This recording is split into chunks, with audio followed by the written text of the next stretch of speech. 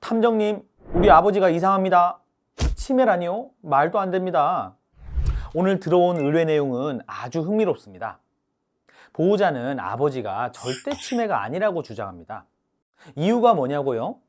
옛날 일도 다 기억하고 방금 먹은 밥 반찬도 기억하고 심지어 저랑 바둑을 둬도 이기십니다.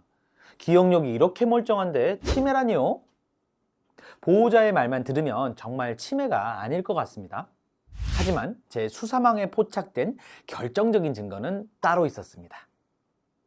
이 환자분 기억력은 너무나 멀쩡한데 바로 헛것을 봅니다. 그리고 밤마다 누군가와 싸우듯이 격렬하게 잠꼬대를 하고 낮에는 멍하니 허공을 응시한답니다. 오늘 우리가 쫓을 범인은 알츠하이머라는 우리가 흔히 아는 녀석이 아닙니다.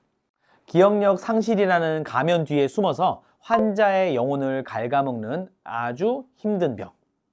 전체 치매의 20%나 차지하지만 의사들도 종종 놓친다는 바로 그 병. 루이소체 치매입니다. 그럼 오늘 저 신통탐정과 함께 이 가면을 쓴 범인의 정체를 낱낱이 파헤쳐 보시죠. 사건 시작합니다. 본격적인 수사에 앞서 이 루이소체라는 녀석의 신상부터 털어볼 건데요. 우리 뇌세포 안에는 알파시누클레인이라고 하는 단백질이 있습니다. 원래는 좋은 녀석인데 어떤 이유로 불량이 되어서 서로 끈적끈적하게 뭉쳐버린 찌꺼기 덩어리를 말합니다. 이 찌꺼기가 뇌의 기억 담당 구역이나 해마 같은 곳에 쌓이면 알츠하이머 치매처럼 기억을 잃는 게 주력이겠지만 이 녀석은 특이하게도 뇌의 시각 기능을 담당하는 후두엽과 움직임을 담당하는 뇌간에 집중적으로 쌓입니다. 그래서 기억력은 멀쩡한데 헛것이 보이고요. 몸이 굳어지는 기이한 현상이 일어나는 겁니다. 자, 그럼 현장에서 발견된 결정적인 증거 3가지를 분석해 볼까요? 가장 강력한 첫 번째 단서, 바로 생생한 환시입니다. 보통 치매 환자들도 헛것을 보긴 합니다만 이번 사건의 범인인 루이소체 치매는 차원이 다릅니다. 아주 구체적이고 뚜렷해요. 그냥 뭔가 지나갔어, 귀신 같아 정도가 아니고요. 자기 소파 위에 빨간색 모자를 쓴 꼬마아이가 앉아있네. 바닥에 노란 뱀이 3마리 기어가고 있어. 이렇게 색깔, 모양, 동작, 심지어 표정까지 너무나도 생생하게 묘사합니다. 중요한 건 환자 본인은 너무나 태연하다는 거예요. 조현병 환자들은 환청이 들리거나 무서운 귀신을 보고 공포에 떨지만 루이소체 환자들은 마치 진짜 있는 사람을 보듯이 저기에 누가 와 있네 하고 말을 걸기도 합니다. 가족들은 아버지가 귀신에 들린 건가 하고 구슬하러 가기도 하고 눈이 잘못된 줄 알고 안과에 모시고 가기도 합니다. 하지만 이건 귀신도 눈병도 아닙니다. 기억은 멀쩡한데 자꾸 집에 낯선 사람이 와 있다고 한다. 탐정의 직감으로 말씀드립니다. 99% 루이소체 치매입니다. 두 번째 단서는 밤에 나타납니다. 일명 렘 수면 행동장애죠. 이건 치매 증상이 나타나기 훨씬 전부터 보내는 예고장과 같습니다. 보통 우리는 꿈을 꿀 때 뇌가 몸을 마비시킵니다. 안전장치를 거는 거죠. 꿈에서 슈퍼맨처럼 날아다녀도 침대에는 얌전히 있어야 다치지 않으니까요. 그런데 이 범인은 뇌간에 침투해서 이 안전장치 스위치를 고장내버립니다. 꿈과 현실의 경계가 무너지는 겁니다. 도둑이랑 싸우는 꿈을 꾸면 현실에서도 주먹을 휘둘러서 옆에 자는 사람을 때리기도 하고요. 꿈에서 달리기를 하면 침대에서도 발길질을 하다가 벽을 차거나 바닥으로 굴러떨어지게 되죠. 잠꼬대도 웅얼웅얼하는 수준이 아니라 고함을 지르기까지 합니다.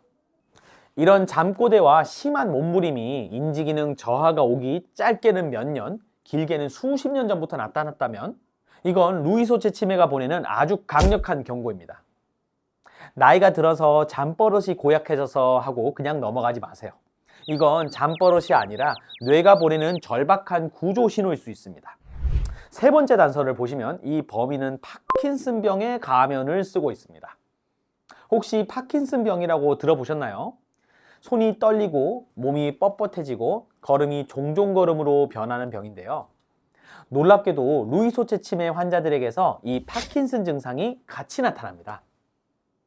얼굴 근육이 굳어서 표정이 사라지니까 가족들은 아버지가 화난 사람처럼 보인다고 오해하기도 하고 동작이 굼떠지고 걸을 때 발을 질질 끌게 됩니다.